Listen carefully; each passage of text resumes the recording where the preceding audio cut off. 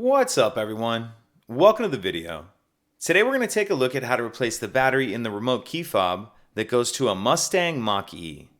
So this Mustang Mach-E remote key fob is going to use replacement battery CR2450, and I'll put a link in the description box of this video to where you can purchase these batteries if you're in need.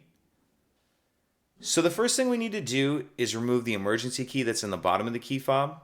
That's done by pressing this button here that my thumb's on, and then the emergency key will pull out like that. Now if we hold our fob with the buttons facing down and we take a look at the bottom, we see this slot right here. What I'm going to do is put the emergency key in that slot, and then I'm going to push up on this back cover. So I'm going to push it in the slot like this, and then I'm just going to angle up and push up on the back cover. And it pops it up, and then I can go ahead and pull it off. Once we get the back cover off, we see our battery right here. And now we're going to grab a screwdriver or even something like with a point on it. It just needs to be small enough to fit in this notch right here. Get in that notch, and then you can get under the battery. Then you'll be able to pull it out.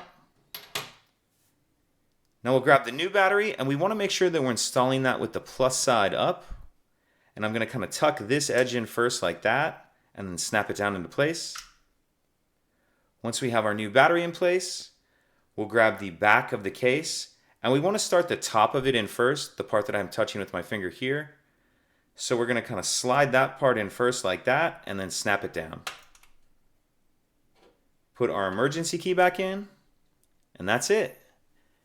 If you have any questions, please let me know. If you could take a second to like and subscribe, it helps us out, and I'd appreciate it. Thank you.